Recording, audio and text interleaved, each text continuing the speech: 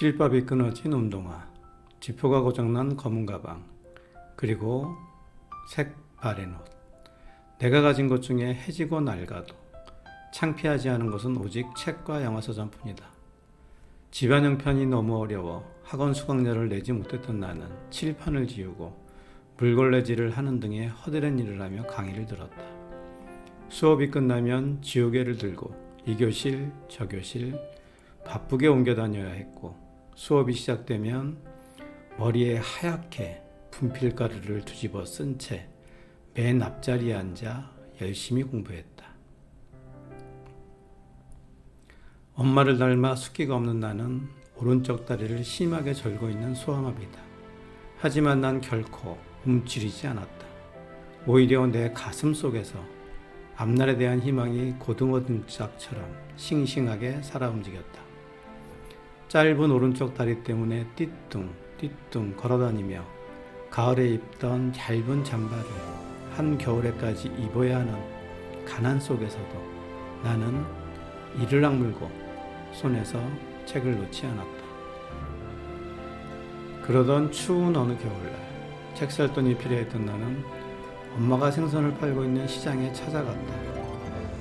그런데 몇 걸음 뒤에서 엄마의 모습을 바라보다가 차마 더 이상 엄마에게 다가가지 못하고 눈물을 참으며 그냥 돌아서야 했다. 엄마는 낡은 목도리를 머리까지 칭칭 감고 질척이는 시장 바닥에 자판에 돌아앉아 김치 하나로 차가운 도시락을 먹고 계셨던 것이다. 그날 밤 나는 졸음을 깨려고 몇 번이고 머리를 책상에 부딪혀가며 밤새워 공부했다. 가엾은 나의 엄마를 위해서. 내가 어릴 적에 아버지가 돌아가신 뒤 엄마는 형과 나 두 아들을 힘겹게 키우셨다. 형은 불행히도 나와 같은 장애인이다. 중증 뇌성마비인 형은 심한 언어장애 때문에 말 한마디를 하려면 얼굴 전체가 뒤틀려 무서운 느낌마저 들 정도이다. 그러나 형은 엄마가 잘 아는 과일 도매상에서 리아가로 과일 상자를 나르며 어려운 집안 살림을 도왔다. 그런 형을 생각하며 나는 더욱 이를 악물고 공부했다. 그 뒤 시간이 흘러 그토록 바라던 서울대에 합격하던 날, 나는 합격 통지서를 들고 제일 먼저 엄마가 계신 시장으로 달려갔다.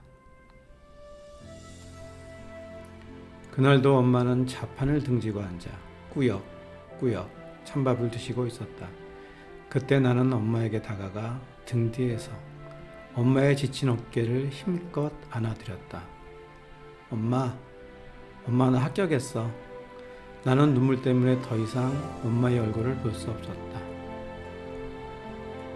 엄마도 드시던 밥을 채 삼키지 못하고 하염없이 눈물을 흘리며 사람들이 지나다니는 시장 골목에서 한참 동안 나를 꼭 안아주셨다.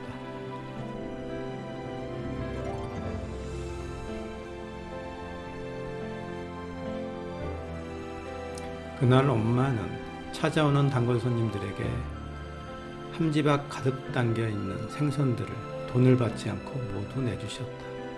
그리고 형은 자신이 끌고 다니는 리아카에 나를 태운 뒤 입고 있던 잠바를 벗어 내게 입혀주고는 알아들을 수도 없는 말로 나를 자랑하며 시장을 몇 바퀴나 돌았다. 그때 나는 시퍼렇게 얼어있던 형의 얼굴에서 기쁨의 눈물이 흘러내리는 것을 보았다. 엄마는 지나간 모진 세월의 슬픔이 북받치셨는지 국밥 한 그릇을 다 들지 못하셨다. 그저 새바랜 국방색 전대로 눈물만 찍으며 돌아가신 아버지 이야기를 꺼냈다. 너희 아버지가 살아 계셨더라면 기뻐했을 텐데 너희들은 아버지를 이해해야 한다. 원래는 심성은 고운 분이다. 그토록 모질게 엄마를 때릴 만큼 독한 사람은 아니었어. 계속되는 사업 실패와 지겨운 가난 때문에 매일 술로 사셨던 거야. 그리고 할 말은 아니지만 하나도 아닌 둘씩이나 몸이 성치 않은 자식을 둔 애비의 심정이 오죽했겠냐. 내일은 아침 일찍 아버지께 가봐야겠다. 가서 이 기쁜 소식을 얼른 알려드려야지. 내가 어릴 때 부모님은 자주 다투셨는데 늘 술에 취해 있던 아버지는 하루가 멀다 하고 우리들 앞에서 엄마를 때렸다. 그러다가 하루 종일 겨울비가 내리던 어느 날 아버지는 아내와 자식들에 대한 죄책감으로 유서 한 장만 달랑 남긴 채 끝내 세상을 버리고 말았다. 고등학교 졸업식 날 나는 우등상을 받기 위해 단상 위로 올라가다가 중심이 흔들리는 바람에 그만 계단 중간에 넘어져 바닥으로 떨어졌다. 움직이지 못할 만큼 온몸이 아팠다. 그때 불이 나게 달려오신 엄마가 눈물을 글썽이며 얼른 나를 일으켜 세우셨다. 잠시 뒤 나는 흙 묻은 교복을 털어주시는 엄마를 힘껏 안았고 그 순간 내 등 뒤로 많은 사람들의 박수 소리가 들려왔다. 한 번은 새벽부터 늦은 밤까지 도서관에서 공부를 하다가 컵라면으로 배를 채우기 위해 매점에 들렸는데 여학생들이 여럿 앉아 있었다.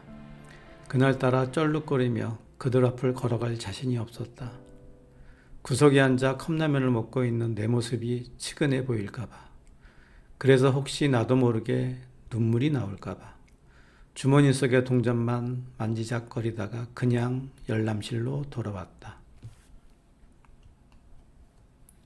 그리고는 흰 염색장 위에 이렇게 적었다. 어둠은 내릴 것이다. 그러나 나는 그 어둠에서 다시 밝아질 것이다. 이제 내게 남은 건 굽이굽이 고개 넘어 풀꽃과 함께 누워 계신 내 아버지를 용서하고 지루한 어둠 속에서도 꽃등처럼 환히 나를 깨워준 엄마와 형에게 사랑을 되갚는 일이다. 지금 형은 집안일을 도우며 대학 진학을 목표로 열심히 공부하고 있다. 아무리 피곤해도 하루에 1시간씩 큰 소리로 더듬더듬 책을 읽어가며 좀처럼 나아지지 않는 발음에 희망을 버리지 않은 채 오늘도 온종일 형을 도와 과일 상자를 나르고 밤이 되어서야 일을 마쳤다. 문득 앙드레 말로의 말을 떠올렸다.